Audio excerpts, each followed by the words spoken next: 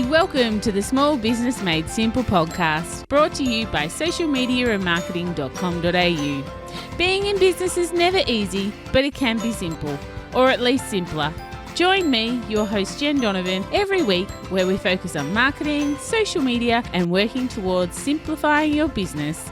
You with me? Let's do this. If you're gonna dream it big, 'cause someone out there listening. Everyone's got a voice to give, and it's time I heard you whistling, 'cause there's no point at all, in dreaming small. Why, hey there, my amazing listener. Welcome to episode 293 of the Small Business Made Simple podcast. Thank you, of course, for joining me today. I really do appreciate you making time to come and listen to episode 293. I promise you it will be 1000% worth your time, but I do appreciate it because I know that you've got lots of other things that you could be doing right now. Of course, April, which is the month we are in now, is all about business basics, the basic things that you need to know about business to grow your business or to be successful in your business. And success is whatever you define success as, not what I define success at. Maybe you've been in business a while, maybe you're brand new to business, but don't be fooled because sometimes going back to the basics is exactly what you need to do in order to move forward. Maybe you've plateaued, maybe you're not getting where you need to be as fast, or maybe, like I said, maybe you're just starting out. Let's talk business basics. Now, before we get into today's episode, a couple of things. Have you had a chance to listen to last week's episode? It was all about sales. Definitely a basic to get right, right? Frances was my guest, and Frances Pratt, I should say, was my guest, and she had some amazing pieces of gold, sales gold in that episode. So make sure you go back there, check it out after listening to today's episode, of course, if you haven't already. The link for that, of course, is all the W's, socialmediaandmarketing.com.au/292, or of course, wherever you're listening to this podcast right now, just flick back to episode 292 when you're finished here today. But again, before we get into today's episode, I really wanted to talk to you about a couple of ways that we can work together if it is the right time for you. You know, when the student is ready, the teacher appears. So just in case you're like, well, Jen, I'd like to work with you, but I don't really know how. So there's a couple of ways to work with me. Book an hour of power where you get to pick my brain for like 30 minutes. Hour of power. You get to pick my brain for 60 minutes. Do not take that as a projection of my thought bubble. I promise I will give you 60 minutes. Whatever's holding you back. Maybe you need to update your Instagram or get a strategy, or maybe Facebook is kind of like, Jen, I can see that Instagram and Facebook are my biggest lead generators, but I don't know how to get more leads or convert them into sales. Maybe you need a Google strategy. Whatever, hour of power, you get to pick my brain. If you want to go up a level, there's one-to-one coaching. This is where we can really get stuck into your business and get stuff done. If I was allowed to swear on my own podcast, I would say the other word, but let's say we can get stuff done. Of course, there's also my 9-week marketing transformation course. If you are looking for a transformation in your business, just about everything I know about marketing is in those 9 modules, or in those 9 weeks of modules in that course. You can buy my book, Small Town, Big Impact. Again, just about everything I know about marketing is in there if you are a reader.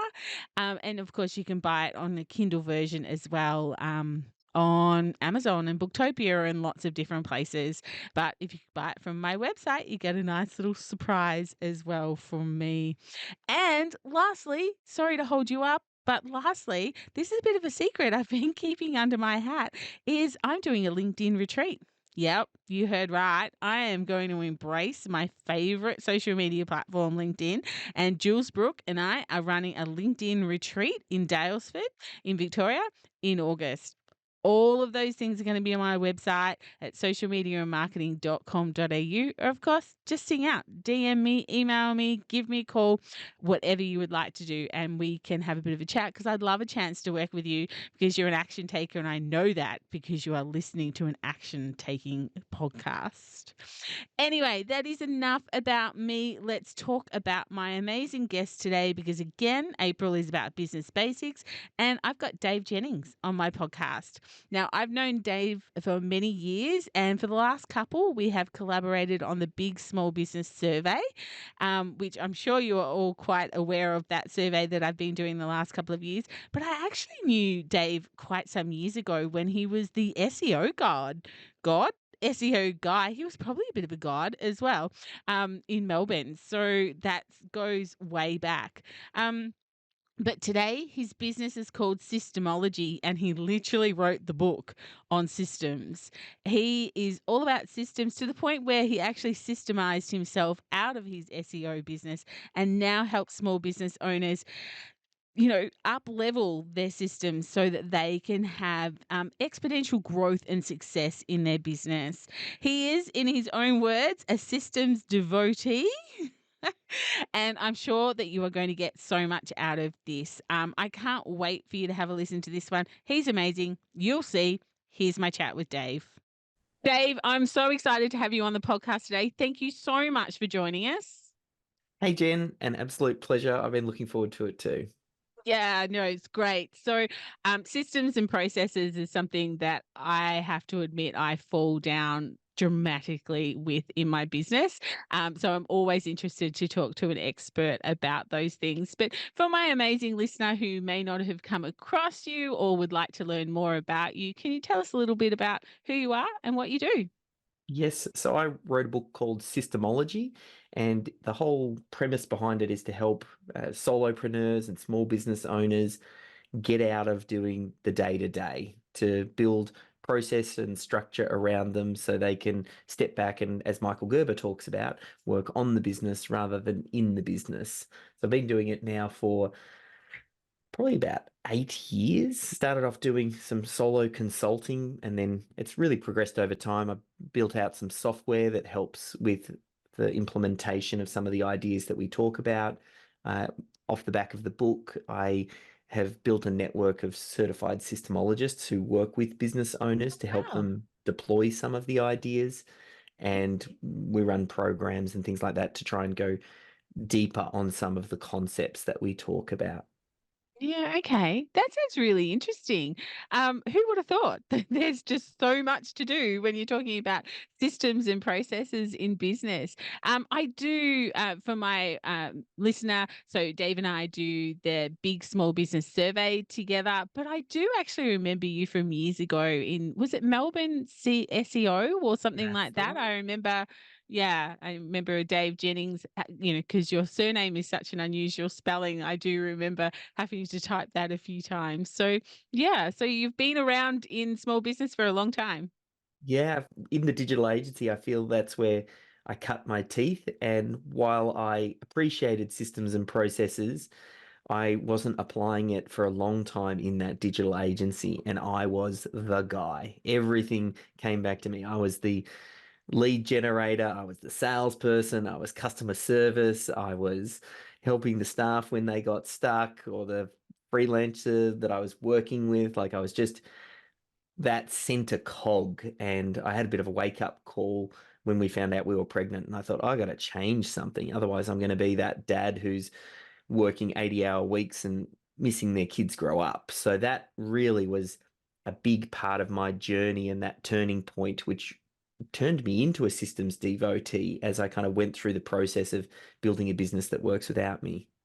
Yeah, okay. I was going to ask you where the turning point was. What's the story? What's the thing that made you go, oh, I need to get better at this? Because I think as small business owners, we all get to that stage at some part of our journey as being a small business owner where we feel like the business would break if we had a day off or if we tried to take a holiday. Imagine that, being able to take a holiday and closing your computer and things. So yours was starting the family. So yeah, great analogy to sort of think about for my listener for sure. Dave, systems and processes, like like I admitted before, they're not my thing. Marketing is my thing.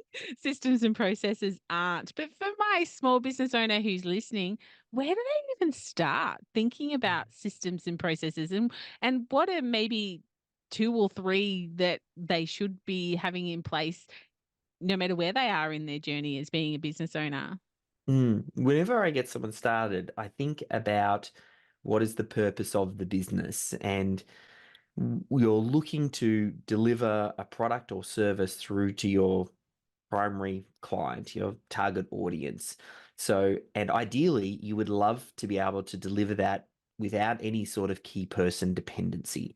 So it shouldn't depend on you, or maybe if you've got team members to deliver that. So that's where I always start, because if we can deliver that core product or service and have that well systemized, then oftentimes the business can make money without needing the business owner. And once the business starts to make money, just about any problem in business can be solved with cash flow.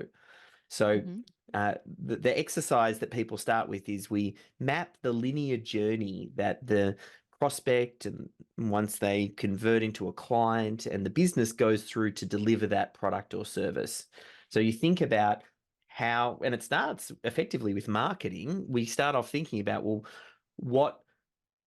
what are you currently doing in your business to capture the attention of your target audience? Then how does that inquiry come into your business? And then what is your sales process like? Do you hop on the phone? Do you chat with them on Zoom? Do you generate a proposal? Then once they're ready to go, how do you collect some money? Do you invoice them up front all, or do you take part payment and bill them the rest on the other end? And then how do you get them into your business as far as like onboarding a new client? And then how do you deliver that core product or service? And then how do we hand it over to them? We map that out in a linear journey, so we understand what's currently going on, not what you would like to have going on. And then the next question to ask is, and where is the pain in that journey? As in, which bits for you are currently either really painful, or if we put 10 new clients into that funnel or that process, what breaks? Where, do you go, oh, I couldn't take 10 new clients because I wouldn't know how to onboard them, or I couldn't deliver them, or I don't even know how I'd get those clients. And again, that helps us then, well, where do we focus inside that journey? And oftentimes that's the first place we start. We think about turning what we're currently doing into a process to make it more repeatable and potentially delegatable.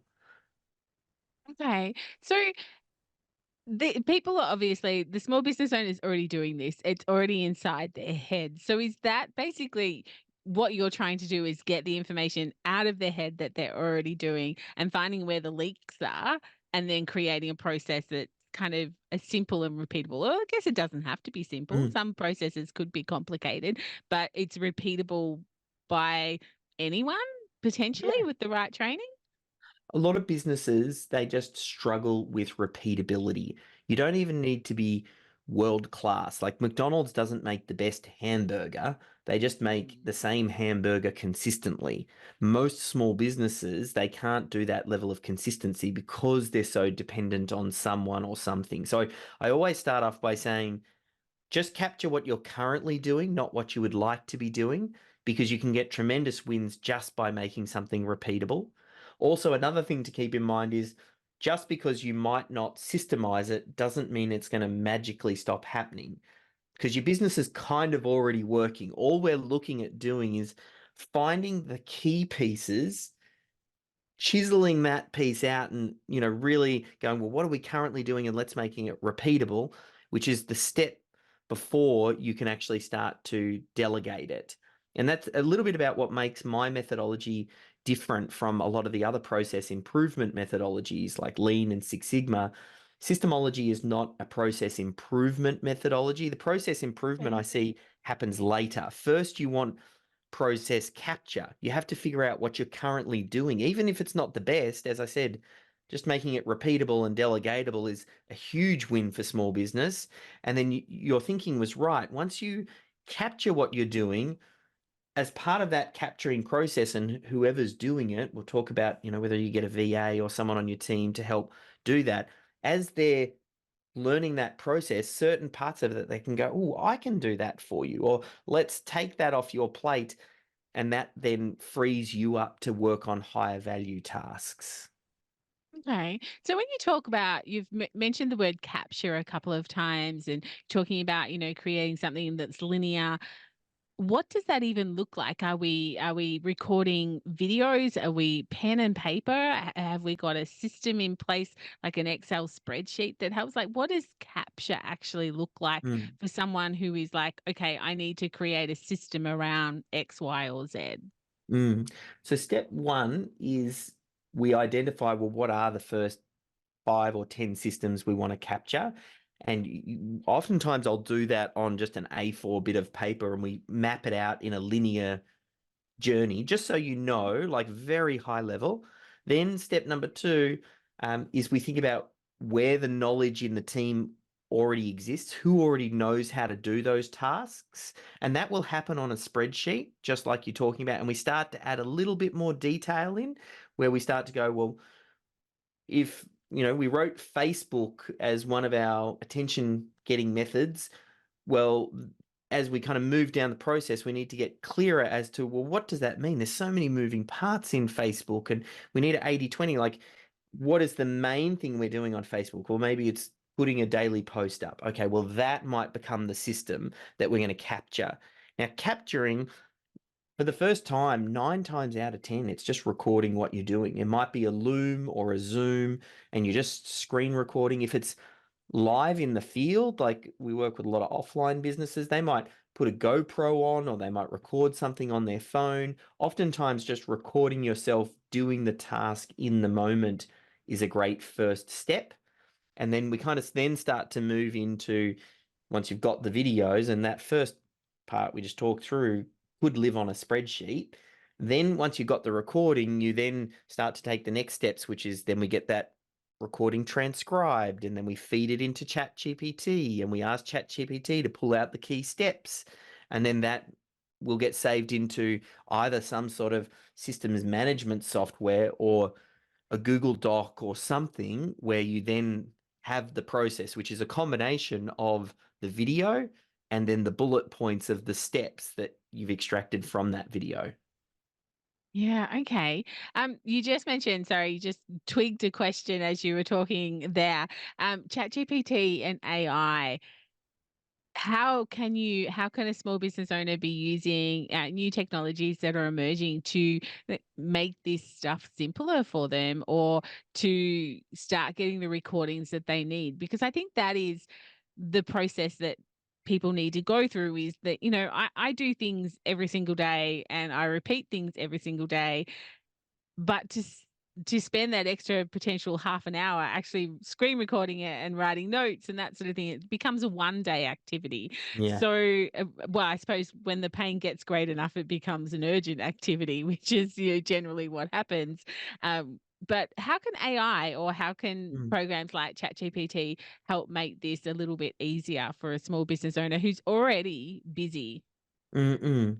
So if we think in particular with like a solopreneur, as you talked about, let's say in your situation, the first step is we need to think, how do we make this as easy as possible for you to record? Because if it's in your head that'll take a whole day or a half day or whatever, or it's really going to take any longer for you to record it than if you were just to do it, then maybe we're overcomplicating it. So I'd first suggest someone, maybe they just have a folder, maybe it's a Google Drive or Office 365 Drive, and in that folder, they might have a folder for marketing, a folder for sales, a folder for operations, a folder for finance, a folder for management, or something like that. And then as they're doing the tasks, you record yourself as you're doing it. Don't worry about creating scripts. Don't worry how bad and ugly they are. Imagine no one's ever going to see these videos. You're just recording them for yourself for now. And you just record yourself in the moment doing it. Don't write scripts, like literally just say, I'm sending an invoice. I'm logging into Xero. I click here. I'm now writing this out. And even if the video's long and it's a 2-hour video of you preparing a proposal for someone in Canva and you do all of these different things, just make version 1 badly done is so much better than nothing. So we start to record it and then save it into those folders that I was talking about. And you start to build up a catalog of the way that things are done. Now, the secret bit to make this next step happen where we can start to leverage AI is you might want to look to get like a virtual assistant. And I know you've done a lot of work with virtual assistants, but if you go offshore, we have a thing we call a systems champion. You want to have someone on your team who is the person that you create a system for creating systems, and you teach them how to take one of these videos, get it transcribed, feed it into ChatGPT, load it into a document, polish it up, and then potentially they can even take some of these tasks off your plate. So definitely, I think where a lot of people get stuck with ChatGPT and even AI tools is they come across these tools and go, oh, wow, this is amazing. I can create a social media video of a cat saying how great my business is, and I can use Sora to do it, and I can post it directly onto Facebook and it looks amazing. But you've never done that before, and it's not really adding any value. You're just thinking, oh, because AI can do it, I should now do it. The trick with AI is to go, what are you currently already doing? And how can AI do that faster, cheaper, and better? So I think of it through the lens of process. Obviously, we create a lot of process. So that's why I went down the rabbit hole of thinking, well, how can I use AI and ChatGPT to speed up the way that we document process? Because we were already documenting it by hand, and that just made sense. So the actual process of documentation has probably been sped up probably about 3/5 the time that it used to take. Like we've shaved off in just going from recorded video into step-by-step procedure. It's infinitely quicker. Mm, that's so interesting. Like, I don't think we, as business owners, and I suppose sometimes, you started this conversation at the very start, we're talking about working, on our business rather than in our business. And it's giving us the time to work on it that I think we start to see the value of so much of what you've already said, but also the value of how processes, systems, and of course, technology can make our lives a little bit easier, simpler. My podcast is called Small Business Made Simple. I'm all about simplification because, business shouldn't be that hard. It shouldn't be a 24/7 job where you can't take time off. And what you're talking about is one of the perfect examples of how you can make things a little bit simpler for yourself by systemizing and having a process behind things. It's really the first step to um, building a business that has other people who can do the work in it. Like you can't actually grow and scale and build a profitable business that works without process, because all process is knowledge transfer. I'm teaching someone else how I want things done and to what standard my expectations are that they'll be completing things. So I find it's the master skill of business to be able to transfer knowledge. And the aim of the game of business is always for you, particularly as the business owner, to be working on the highest value tasks. There are certain things in business that just need to happen. You've got to schedule calls, you've got to send out invoices, you've got to follow up people, maybe you've got to onboard them into your system, you've got to post on social media. Like there's a range of stuff that needs to happen in business that you may not be bringing any particular magic to. You have to figure out what are the things that are the highest value tasks for you to be working on, and try and delegate everything else down. Look for those critical, repeatable, delegatable tasks, capture the way that you're doing it, and move it on to oftentimes less skilled, lower cost labor to free you up to then work on those higher value tasks. So it's really part of this process, particularly from growing from solopreneur into small team.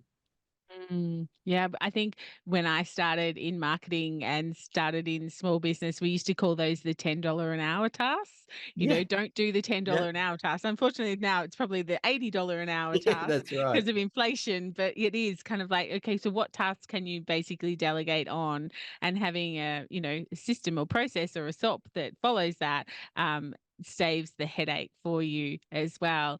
And I guess not everything needs to be electronically recorded, like you were saying. I loved all those examples you're using because when I was thinking about when I did have staff in my retail business, like for me, I tend to do things when the pain gets great enough. So coming back from a week off and having Yeah, 300 sticky notes all over my computer with messages and all that made me go, hey, we need a message book. And everyone yes. writes the messages in the message book. Like, the pain got great enough that, right, now we need to change the process of how, people communicate, within the business when someone's not there, type of thing. So I love that. And I love the first draft analogy that it doesn't have to be perfect. It doesn't, it just has to be recorded for a start. And then you can cut and polish as you go along. Um, Dave, my next one question that's kind of we've been very positive about systems and processes. Mm. What's a mistake that small business owners make when it comes to thinking about this or potentially, knuckling down and creating systems and processes? Is there like some just general mistakes that people make as they're going along? Yeah, there's probably two that come to mind. One is thinking I'm not a systems person and I don't really like process and this isn't for me, or I've tried to do that in the past and it didn't work, or thinking I'm too creative to systemize, like I don't want to put systems and processes in place because that's going to stifle my creativity. There's actually a range of different misconceptions that people have, and oftentimes they just reach that conclusion without properly actually testing it.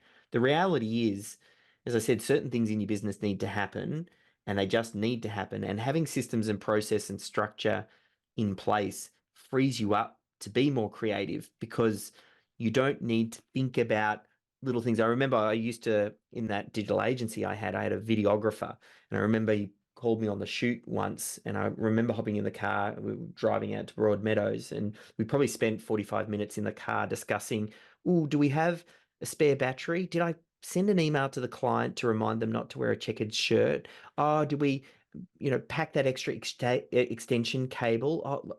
Oh, I hope we've got the script on the iPad ready to go. Otherwise, we're going to have to set all of that. We spent the whole time just talking about stuff that should have been handled.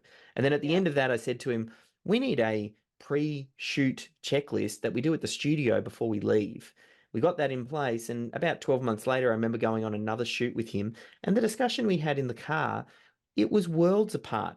We were discussing things like how he wanted the shot to be and the performance he wanted to get out of the actors and what his vision for the final product was going to be. Like, getting a lot of that stuff handled creates space for the creativity to come out. So there's actually quite a lot of misconceptions people have around process. And one of the biggest areas where people go wrong is typically just giving up too early.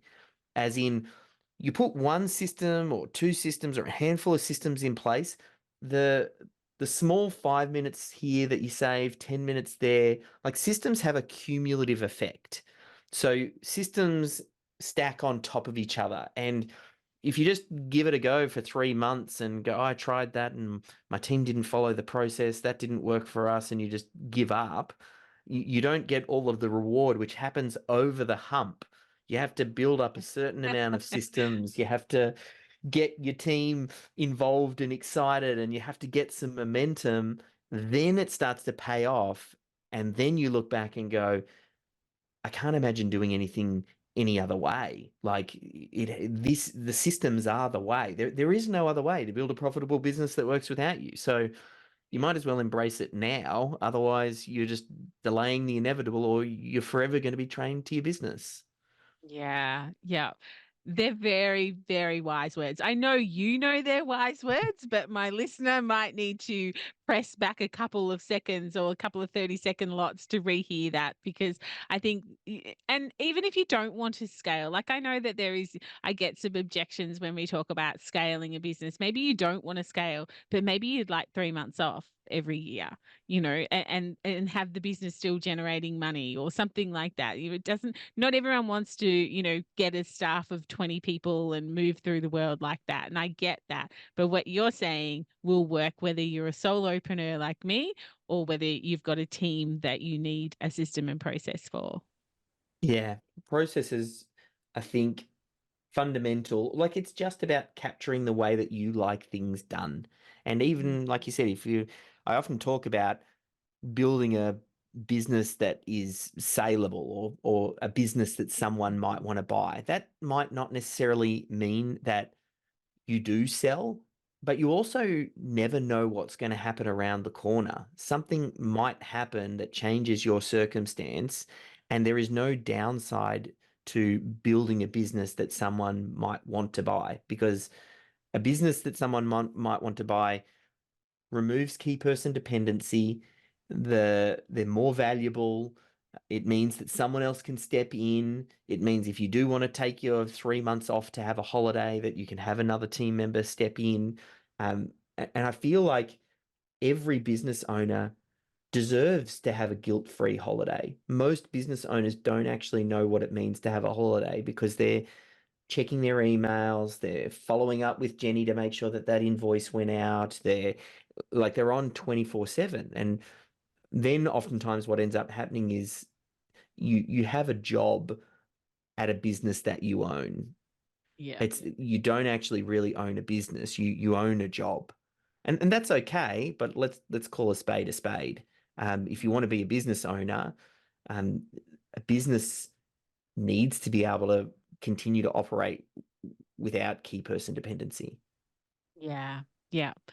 Yeah, that's fantastic. Thank you so much.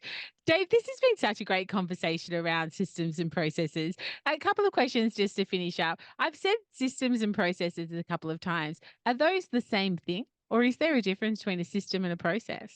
I actually mush a range of terms together because people overcomplicate it. I will say that they are the same thing, as I will also say SOPs and standard operating procedures and workflows and lucid charts. And I just lump it all together. And the definition I give it is it's a series of steps that, when followed, create a consistent outcome. So there are actually little differences with systems and process and procedure and SOP. Like there are actually nuances in them, but for most people, let's start off super, super simple. And it's just a set of steps that when you follow them, they produce a consistent outcome. Yeah. Perfect. Love that explanation. Thank you. Dave, can you tell us, for my listener, if they'd like to get in contact with you or if they would like to read your book, because tell us about the book. It is targeted towards the small business owner, isn't it? Yeah. So it's called Systemology, and that's probably the best place to head. Just go to Amazon. And if you're listening to this, you're probably an audio book person. Yep. There is an Audible version that you can listen to. And Is it your voice? it is mine. I love Oh, audiobooks where the author awesome. reads it. So that's, Amazon, and search for Systemology. The book is my system for systemizing a business. It's just 7 steps. And a lot of the initial ideas that we covered today, you'll hear it in the story. And it's just, well, here's the process on how to go from a chaotic mess to something that runs a little bit more organized. Yeah. Okay. Beautiful. I will have that link in the show notes. Where else can people get in contact with you?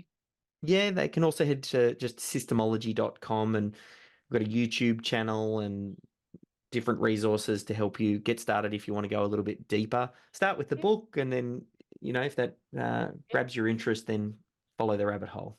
What's your favorite social platform to hang out on? I'm doing most on YouTube. I'm cranking out, I don't know if that counts as a social platform. You can have it, but not technically. But yeah, you can have it. A close second, then LinkedIn. I do a little bit more on LinkedIn.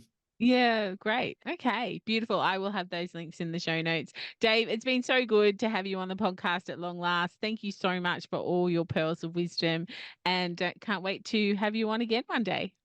Perfect. Thank you. Thanks.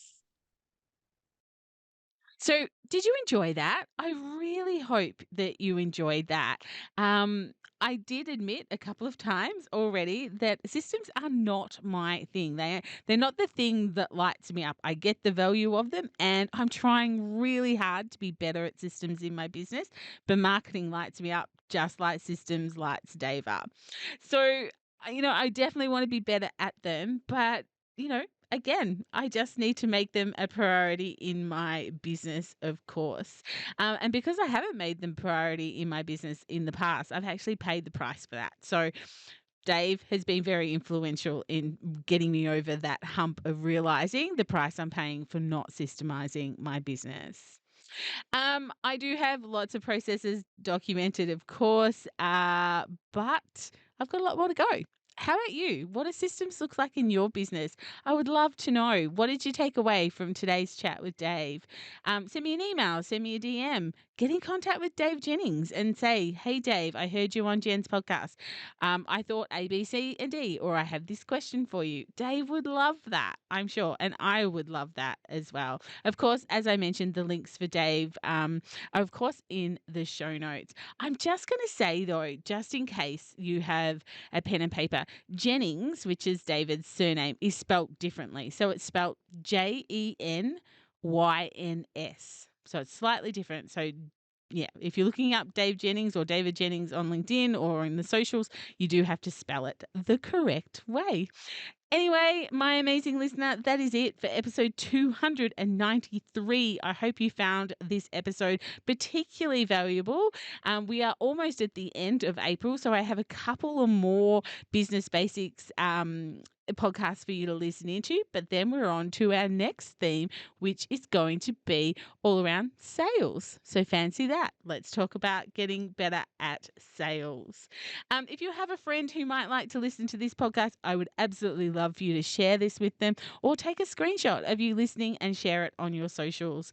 Of course, if you're not in my community, like-minded business owners on Facebook, please come and join us there. Otherwise, I will see you next week on the podcast for episode 294. What am I going to do for 300? I'm going to have to think of something really fancy for 300.